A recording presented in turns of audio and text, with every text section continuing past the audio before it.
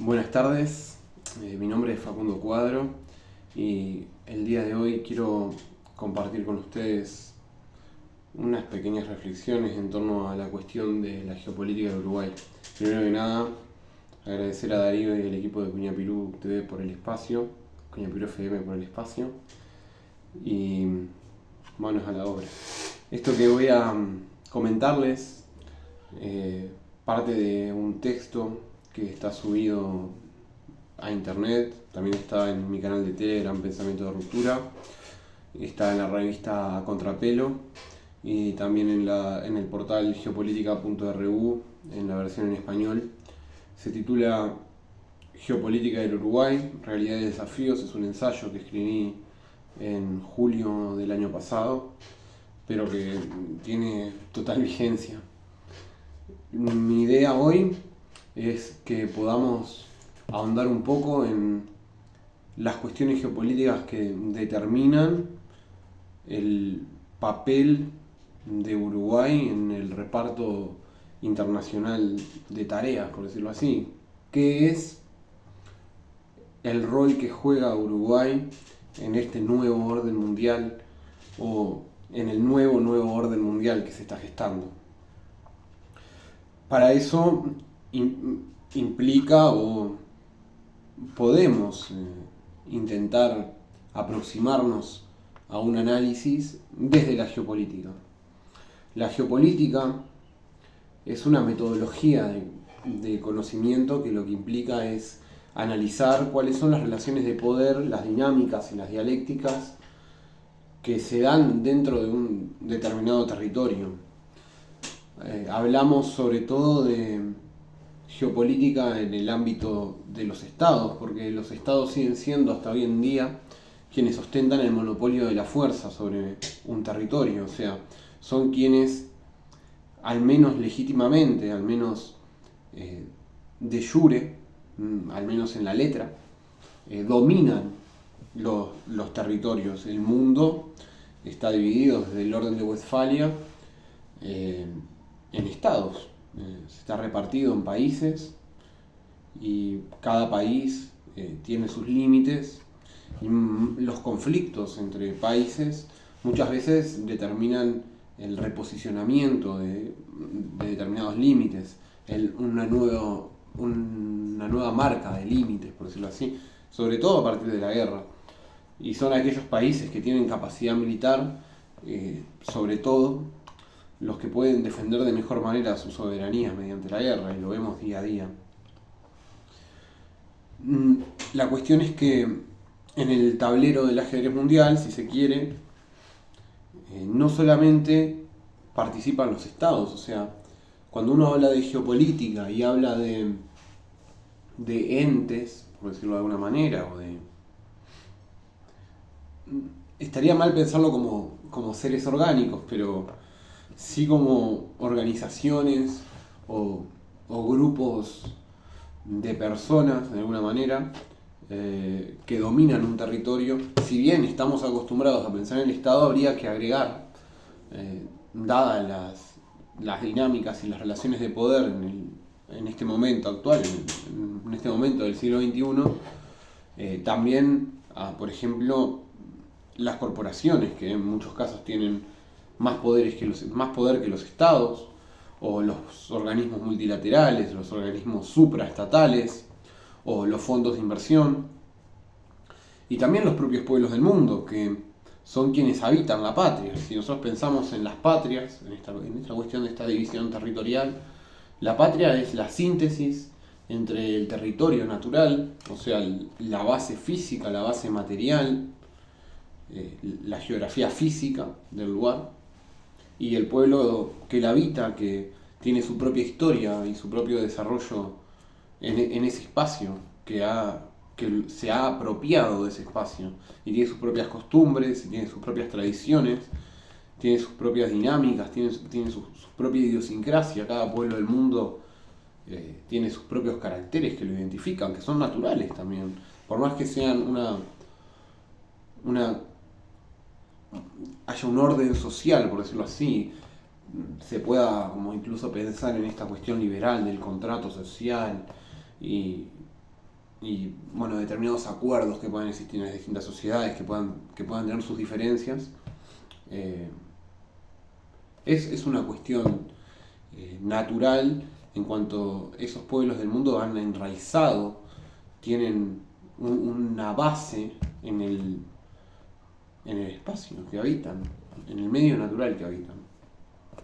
La geopolítica, entonces, para pensar estas relaciones de poder que se dan en los territorios, va a tomar de otras ciencias un montón de conocimientos que van a servir para el análisis. En este sentido, la geopolítica, así como la geografía escolar, yo soy profesor de geografía,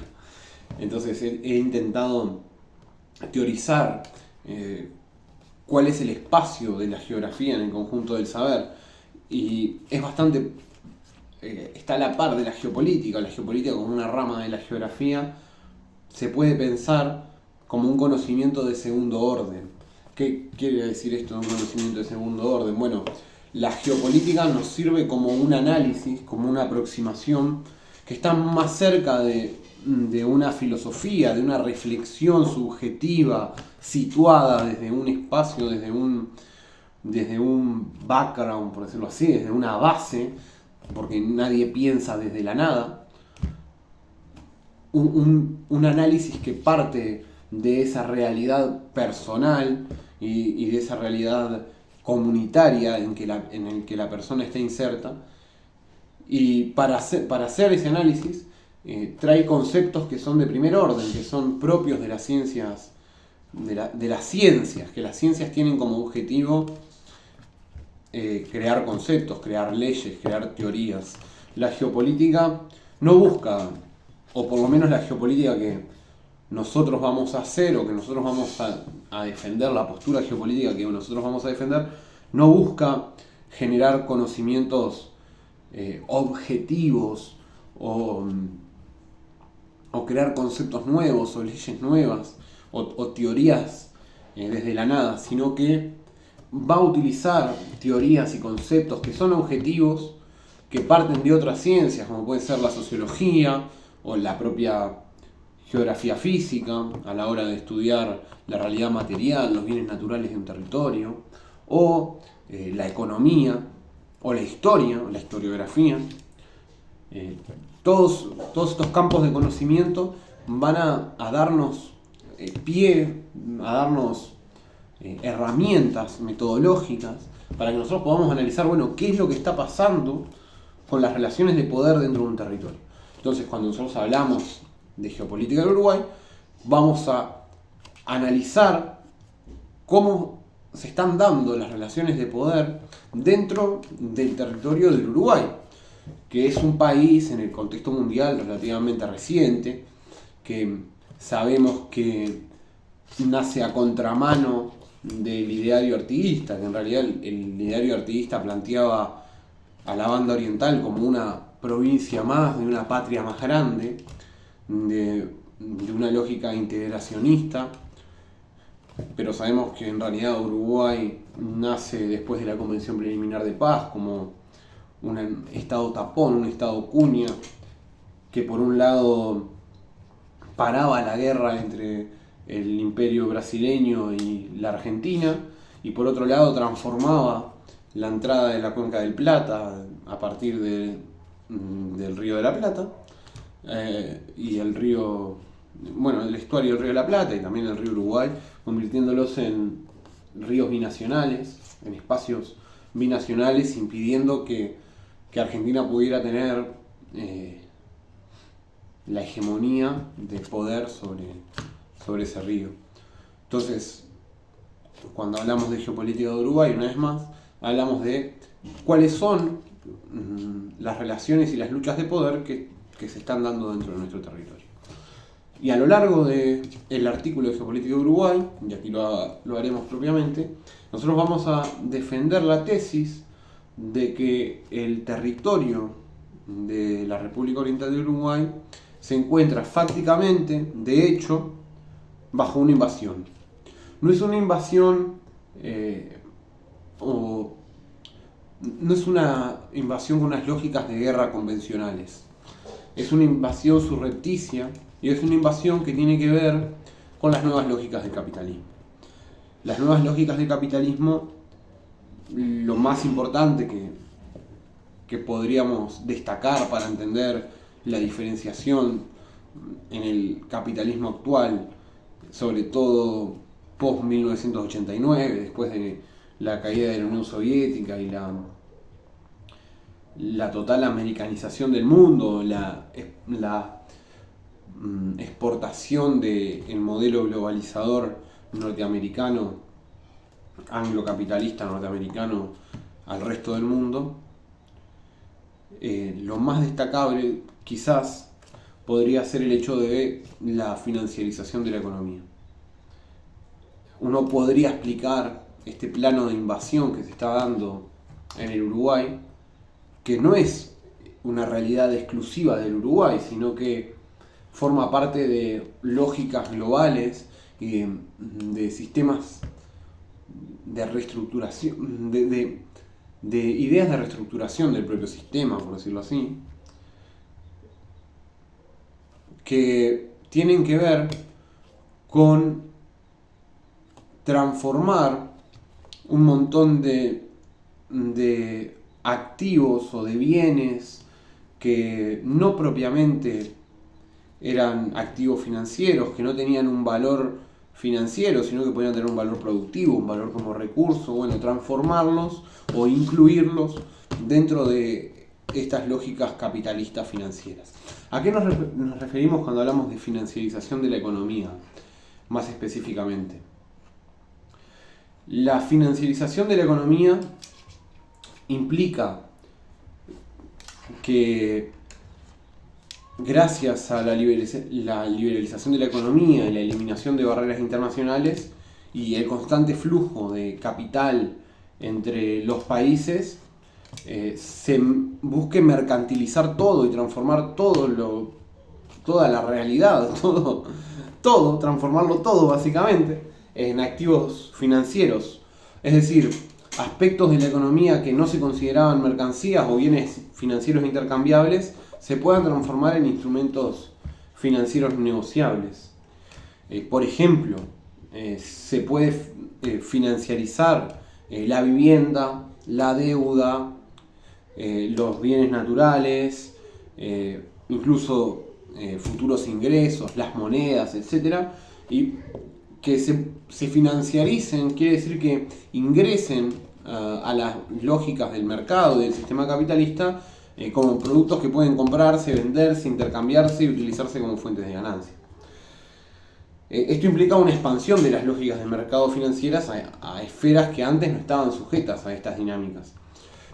Es algo muy claro el tema de los recursos naturales, de cómo los recursos naturales pasan a transformarse en commodities y se intercambian en el mercado financiero como commodities. Y así se puede especular con ellos y jugar en esta lógica de capitalismo casino a invertir, a ver si esto que hoy en día esto puede ser un recurso natural, como contratos de uso del agua. El día de mañana, en caso de una sequía, su valor puede subir, entonces tenemos un activo financiero que en realidad es un bien común, que puedes decir no le pertenece a nadie o nos pertenece a todos, como es el agua. Existen ciertos contratos de uso que se le da un valor dentro del sistema económico. Lo mismo puede ser, por ejemplo, con la soja o con la carne o lo que sea. Hoy en día uno puede invertir en comprar una tonelada de soja, por ejemplo. Bueno, ¿qué significa que yo compro una tonelada de soja? No quiere decir que el que invierte en esta commodity va a tener en su casa un camión que estaciona y le baja una zorra llena de soja y tiene una tonelada de soja. Sino que lo que quiere decir es que el que invierte en este commodity tiene un contrato de producción y puede especular comprando y vendiendo los contratos dependiendo de los cambios en su precio internacional. Entonces, las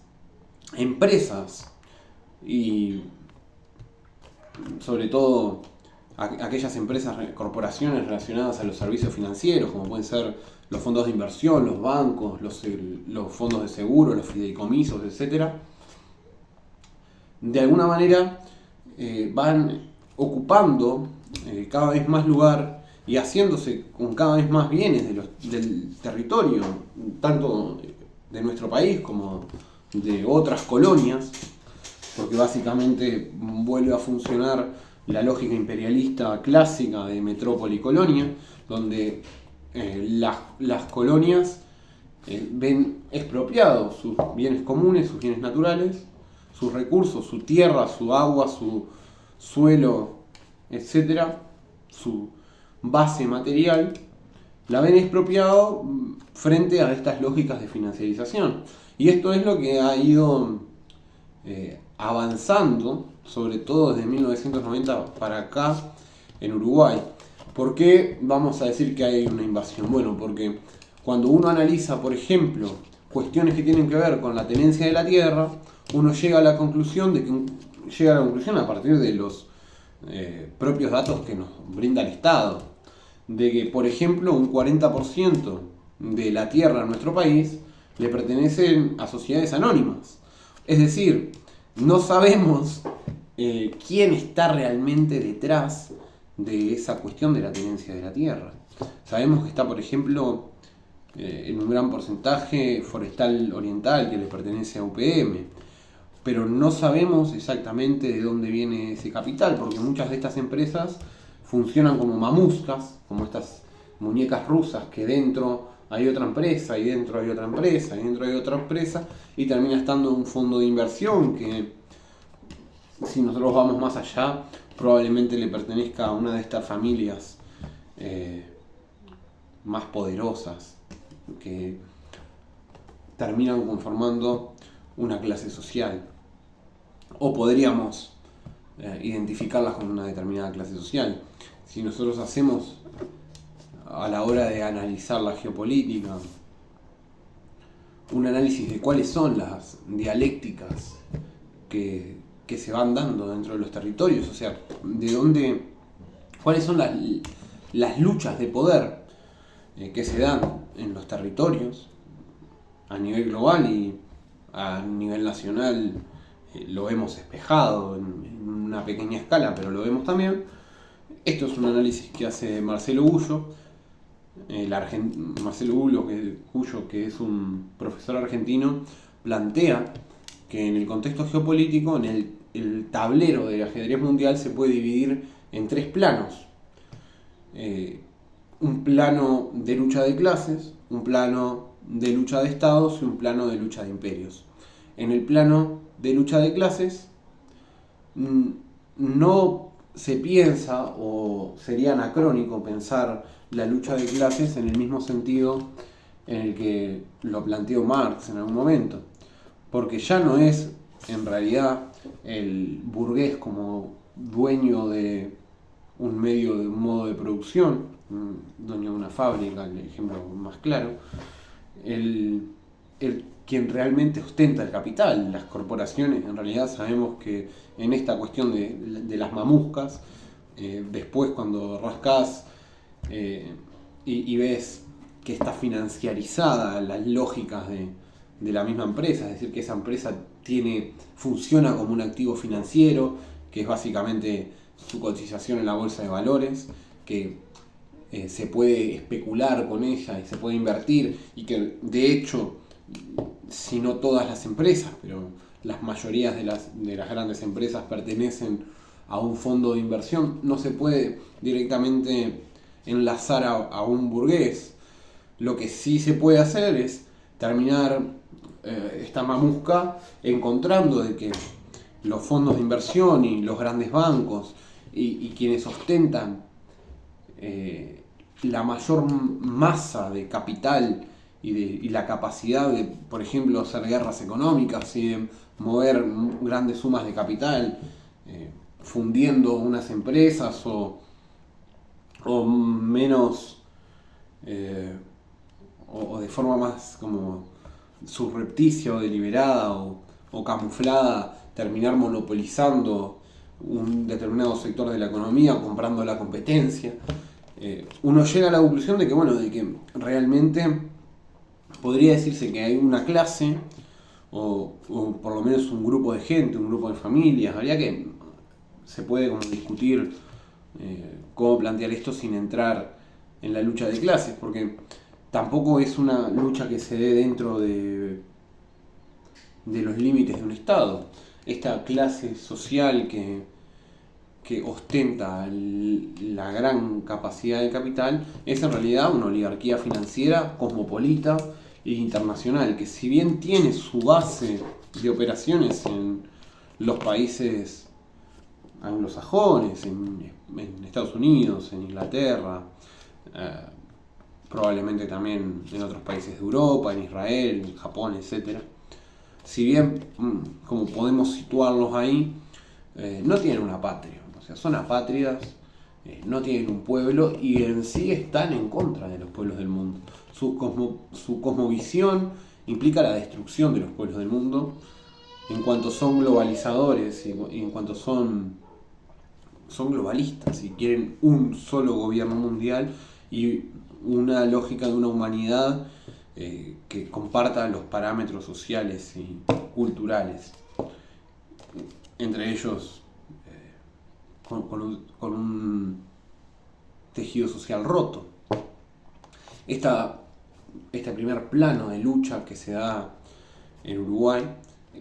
es básicamente la lucha de la oligarquía financiera mundial contra el pueblo uruguayo. Y así como en este sentido de que son globalistas y cosmopolitas, no solamente están en contra del pueblo uruguayo, no es que tengan una hazaña en especial contra nosotros, sino que están en contra de los pueblos del mundo en general. La lucha en este primer tablero es la lucha de la oligarquía financiera mundial contra los pueblos del mundo que quieren mantener su patria. Bien, la segunda fase de lucha, o el segundo espacio de lucha, por decirlo así, es la lucha entre los estados, que es la lucha más clásica, por decirlo así. Mientras nosotros tenemos una invasión en el plano económico de esta oligarquía financiera mundial, se va dando por decirlo así, una ruptura del tejido del Estado y de las lógicas del Estado y un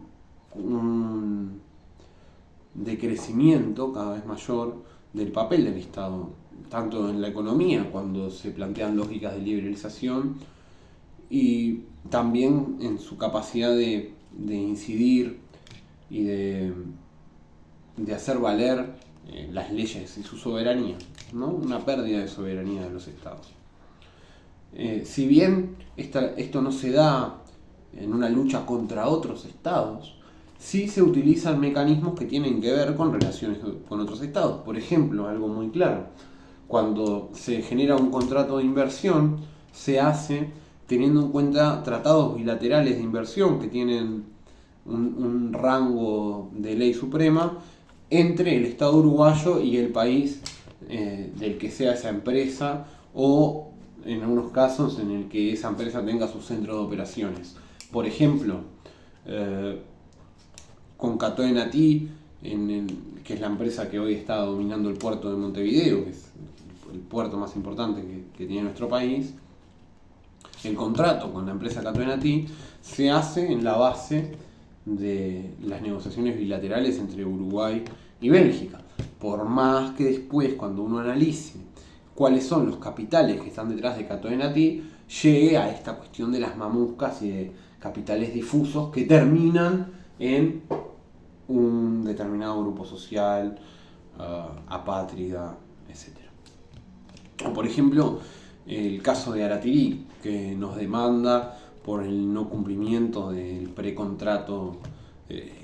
corrupto y leonino que se hizo en su momento. Lo hace, esa demanda ante una corte internacional, la hace basándose en que ellos tenían, por más que los capitales supuestamente eran indios y no sé qué, basándose en que ellos tenían un centro de operaciones en Reino Unido y que Uruguay tenía un un contrato bilateral con el Reino Unido, entonces eso fundamentaba el hecho de que existiera de que se basaran en esta relación entre los estados para fundamentar su denuncia. A lo que voy, el Estado uruguayo está perdiendo poder, no directamente con otros estados, o frente a otros estados, o frente a relaciones diplomáticas con otros países, sino muchas veces basándose o bajo la excusa o bajo la mascarada de relaciones entre los estados, que por detrás están estas empresas y por detrás está esta oligarquía financiera que maneja los hilos de estas empresas. Y por otro lado, dirá Marcelo Bulo, y adherimos a su visión, hay una lucha de imperios. La lucha de imperios para Marcelo Bulo es la lucha entre grandes bloques, grandes ecúmenes civilizatorias que de alguna manera tienen su historia en común y sus valores en común y sus planes y programas en común, no simplemente como estados, sino como estados en espacio de expansión, como imperios. La dialéctica de imperios implica que existen determinados estados que tienen un poder imperial, un poder mayor al de otros estados, y tienen la capacidad de dirigirlo, por decirlo de alguna manera,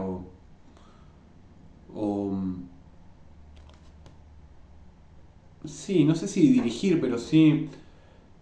influir, incidir en políticas de otros estados adyacentes y transformarse en el hegemón que dirija cierta zona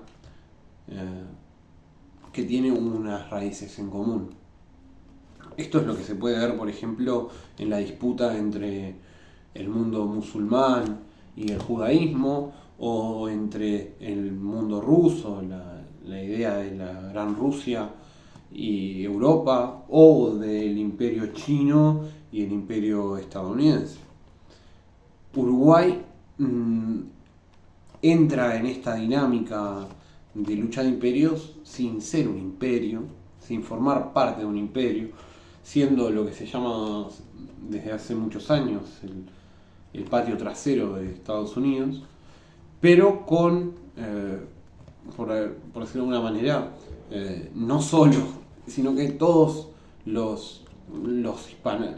hispanoamericanos entramos más o menos en la misma posición.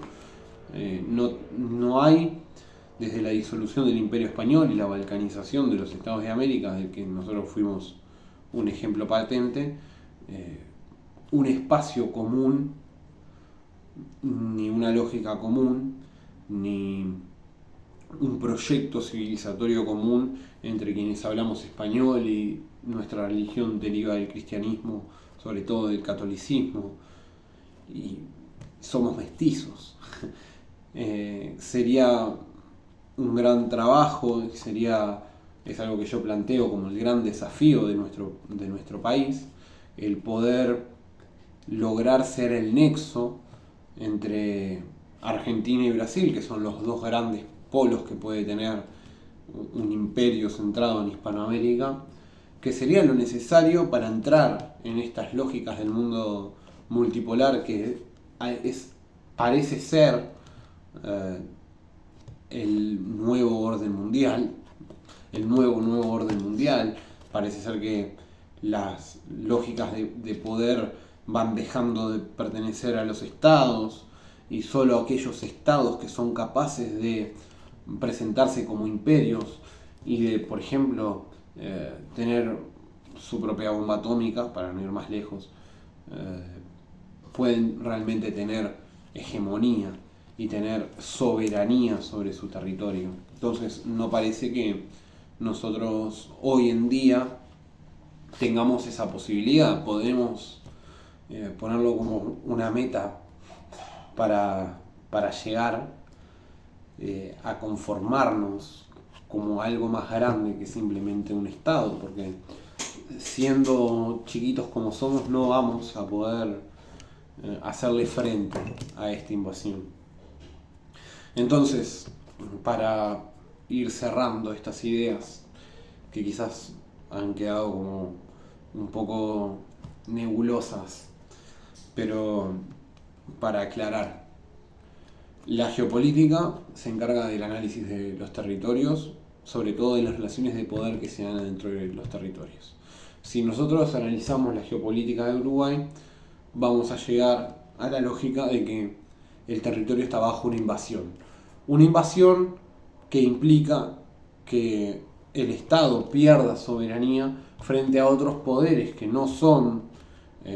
los del Estado, no son elegidos soberanamente por el pueblo, que ocupan espacios clave dentro de el Uruguay. Esos espacios claves, eso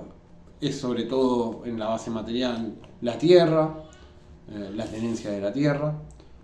y también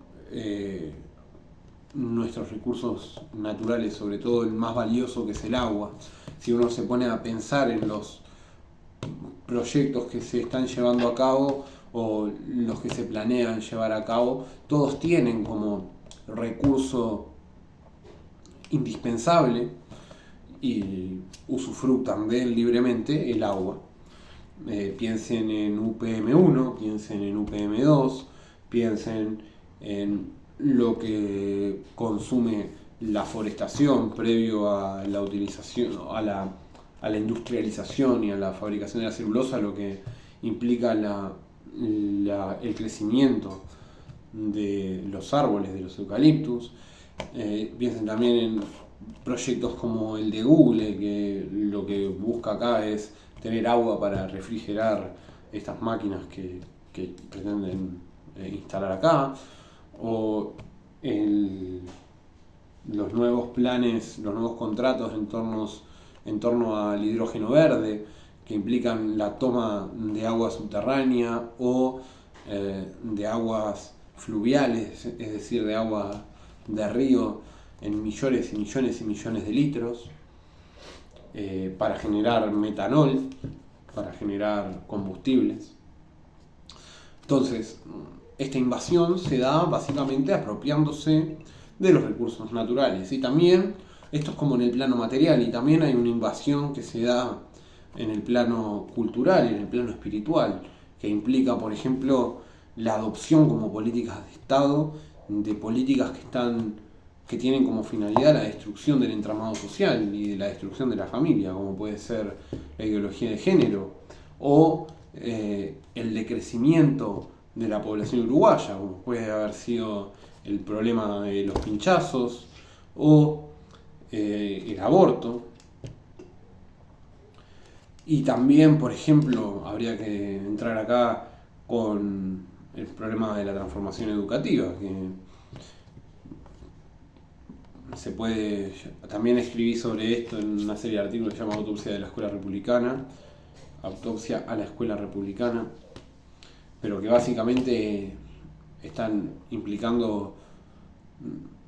unas lógicas de pasaje de grado que dejan de lado todo tipo de contenidos y que empobrecen culturalmente a nuestros jóvenes y a nuestra nación. Si bien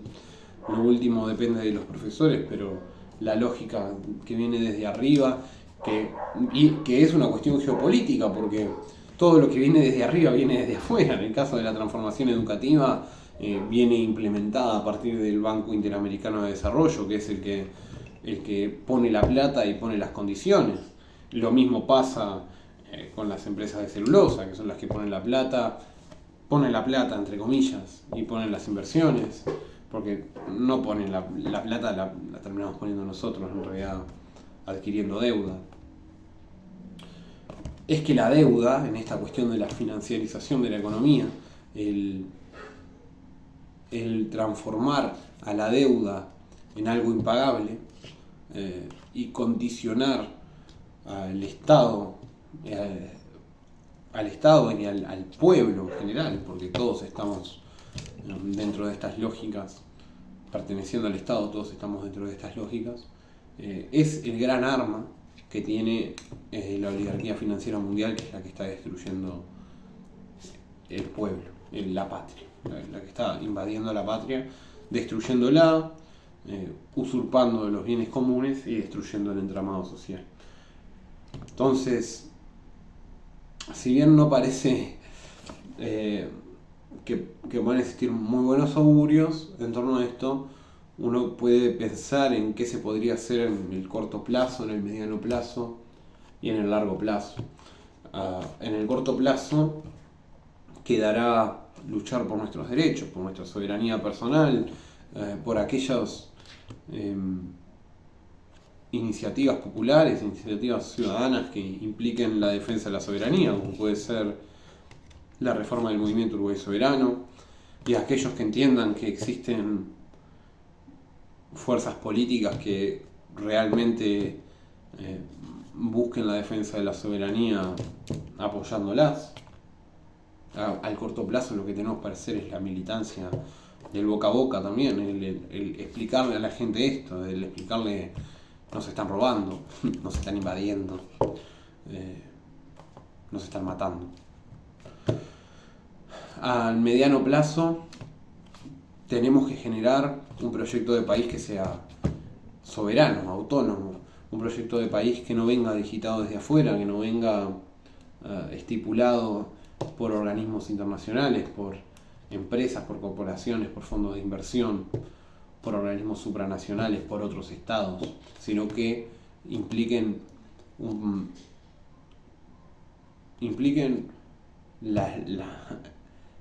el mejoramiento del pueblo, impliquen lógicas comunitarias. Yo siempre que pienso en algo que sea un proyecto a mediano plazo, no puedo pensar en otra cosa que no sea una reforma agraria. El volver a plantear, por ejemplo, el Instituto de Colonización, que se ha transformado en un espacio de corrupción, el apostar a lo que siempre hemos hecho, que ha sido la producción agrícola, la producción de alimentos, pero a no volver a una cuestión reaccionaria de volver a pensar la ganadería extensiva sin ningún tipo de aplicación tecnológica, donde estamos esperando que a los ganaderos se le caigan los centésimos por los costados para que la teoría del derrame haga que le llegue al pueblo, sino que podamos pensar en producción agroecológica, en producción especializada, en producción libre de venenos, por ejemplo. Pensar, hacernos el esfuerzo de como comunidad a mediano plazo, pensar cuál es el proyecto del país que queremos para nuestro país. Ese es un gran desafío. Y a largo plazo, si se nos permite la utopía, si se nos permite soñar, pensar en que Uruguay pueda ser el nexo, que era algo que pensaba Rodó, eso era algo que pensaba Servando Cuadro, que pensaban Quijano, los intelectuales de Fuste, de ser el nexo que una a América, a Hispanoamérica, y que podamos entrar en estas lógicas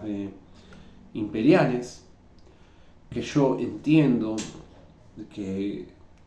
es el nuevo orden mundial. El nuevo orden mundial implica que existan yo creo que el proyecto globalista de un solo pueblo mundial, de una sola humanidad,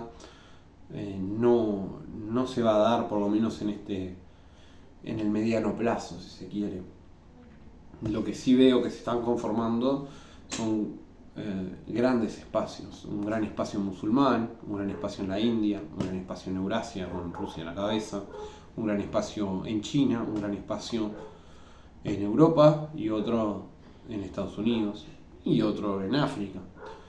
Si bien el de África y el de Hispanoamérica no parecen tener uniones ni un proyecto en común, habrá que pensar cómo unir a Hispanoamérica para entrar en esta dinámica geopolítica global, no como países sueltos a merced del colonialista, de la potencia de turno, sino de que podamos generar nuestras propias lógicas y nuestras propias pretensiones, que es lo que nos merecemos como espacio geopolítico. Bueno, espero que se haya entendido un poco lo que quise explicar, que me haya podido explicar. De nuevo agradezco el tiempo dispuesto y agradezco a quienes me brindan este espacio. Muchas gracias. Hasta la próxima.